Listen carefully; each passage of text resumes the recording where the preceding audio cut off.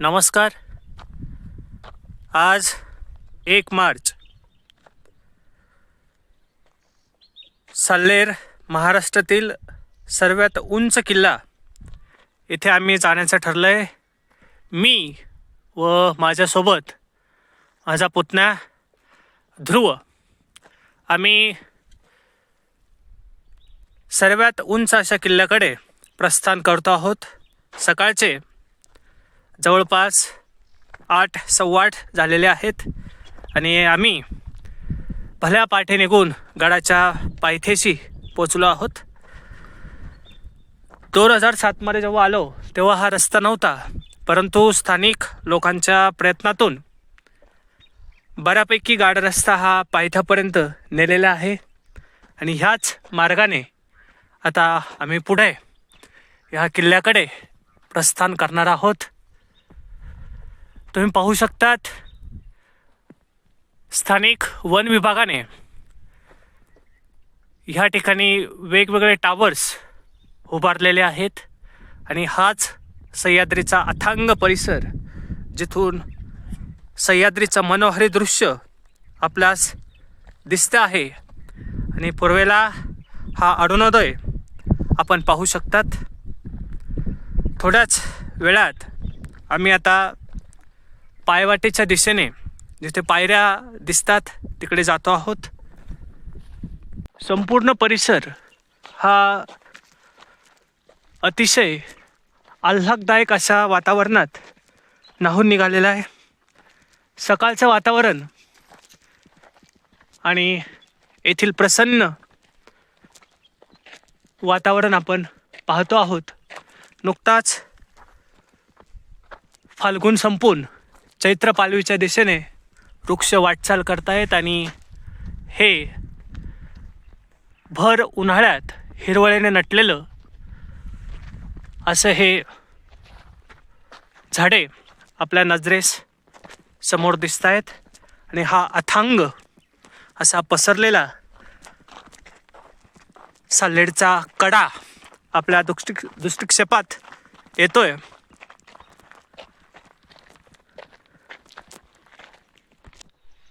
गडाच्या पायथ्याशी हे सरदार सूर्याजी काकडे, छत्रपती शिवाजी महाराज यांचं सर्वात मोठं घनघोर असं युद्ध झालं.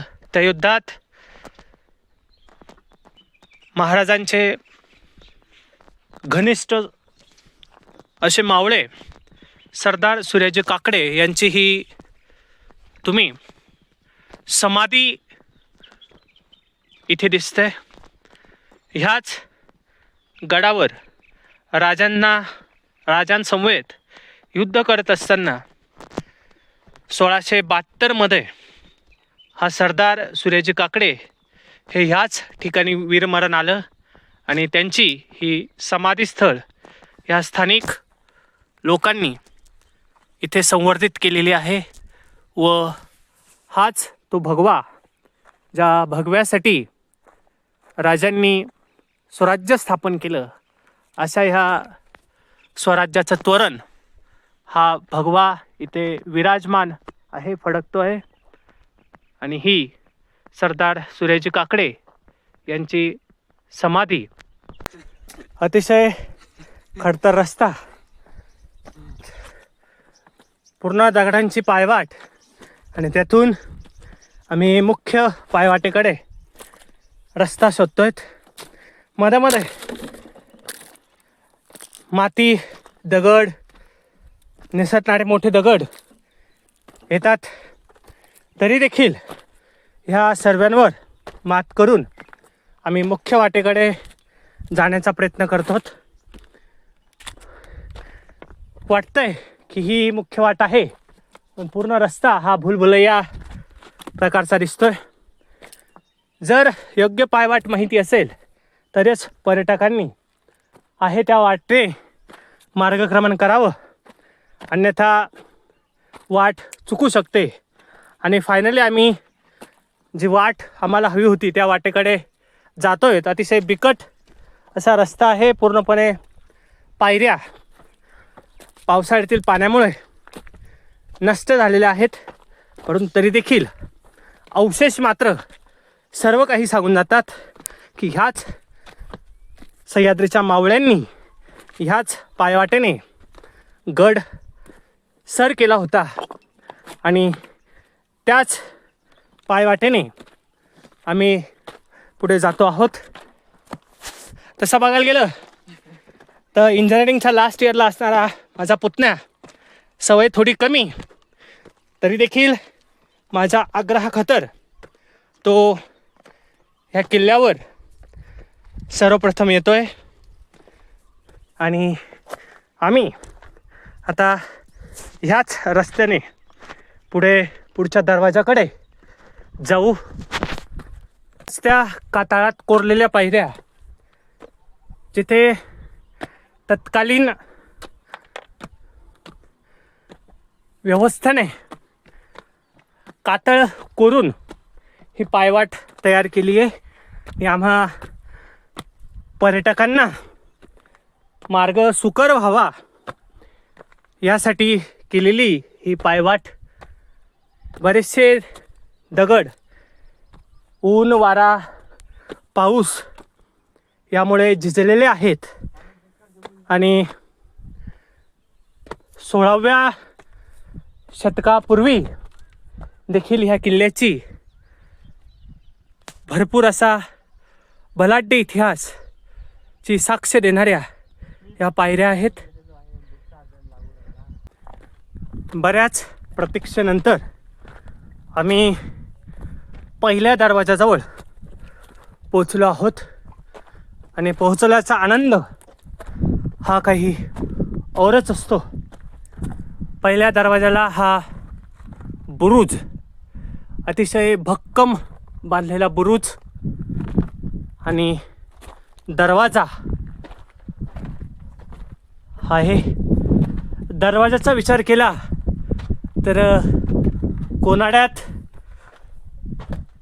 कमळ आणि बारीक अशी नक्षी येथे रेखाटलेली आहे आणि हाच तो पहिला दरवाजा ज्याने असंख्य शत्रूंना ह्या गडाच्या संरक्षणासाठी इथूनच परतून लावलंय. आणि तत्कालीन व्यवस्था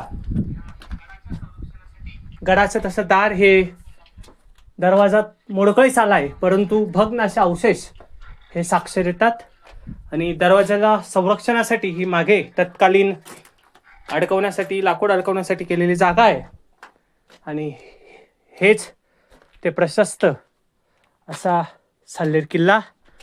आणि लाकूड अडकवण्यासाठी काय केलंय? किल्ल्यात आपण आता नुकताच प्रवेश केलेला आहे.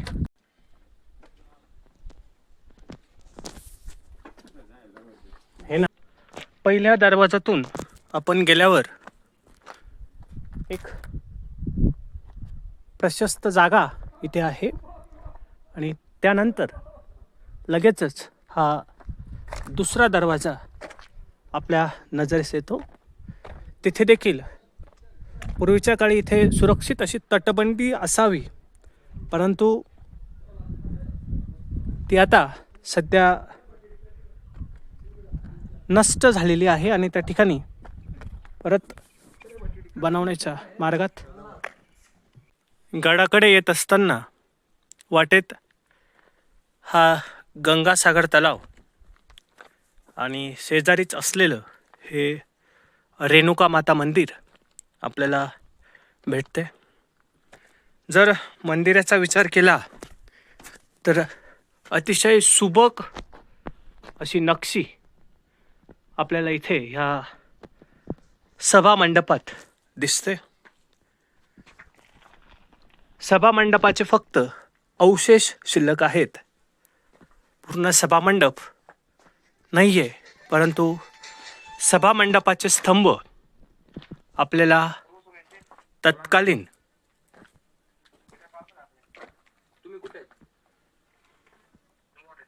कला आणि सुबकतेचं अतिशय बारीक नक्षीकाम ह्या दगडांवरती केलेलं आहे आणि बाहेर ही मंदिराची गर्भगृहातील खिडकी आहे. त्यातून ह्या बाहेर असलेल्या तलावाचं दृश्य दिसतंय. उन्हाळ्याचे दिवस असल्या कारणाने तलावातील पाणी लेव्हल कमी आहे आणि आतमध्ये ही सुबक रेणुका मातेची मूर्ती, हा हवनकुंड आणि बाहेर ही माहिती देणारा हा फलक आपल्याला किल्ल्याचे तत्कालीन सौंदर्य सांगून जातोय. सेल्फी ले ले. साल्हेरच्या किल्ल्यावरती आल्यावर हे आम्हाला डॉक्टर्स जे आहेत गुजरातहून, मेहता साहेब आणि त्यांचे मित्र सकाळी आमच्यासोबतच ट्रेक केला, परंतु आमच्या आधी एक्सपिरियन्स असल्यामुळे ते रिटर्न देखील आलेत. आनंदाची बाब, सरांचा 9 वेळेस साल्हेर सर करण्याचा विक्रम आहे आणि आता एव्हरेजची प्रॅक्टिस करण्यासाठी ते ॲज अ प्रॅक्टिस म्हणून हा साल्हेर पुन्हा एकदा चढत आहेत. पेशाने ते डॉक्टर्स आहेत, सर्जन्स आहेत. त्यांच्या समवेत मी आणि माझा पुतण्या ध्रुव आम्ही इथेपर्यंत पोचलो आहोत आणि त्यांच्याच मार्गदर्शनाने वरच्या दिशेने वाटचाल करतो आहोत. धन्यवाद मेहता साहेब. धन्यवाद. किल्ल्यावर पोहोचण्याचा आनंद काही औरच असतो. 4 तासापासून सततची केलेली मेहनत आणि त्याचं फळ जेव्हा प्राप्त होतं त्याचा आनंद शब्दात वर्णन करणं हे खूप अविस्मरणीय असा क्षण आहे. महाराष्ट्राच्या उंच किल्ल्यावरून हा व्ह्यू जो मिळतो तो तुमच्या नजरेचं पारणं फेडणारा आहे. उन्हाळ्यात केलेल्या ट्रेकिंगचा फायदा की व्हिजिबिलिटी ही क्लिअरली असते आणि त्याचाच फायदा घेत समोर वासोटा, मुल्हेर, मोरागड, पलीकडे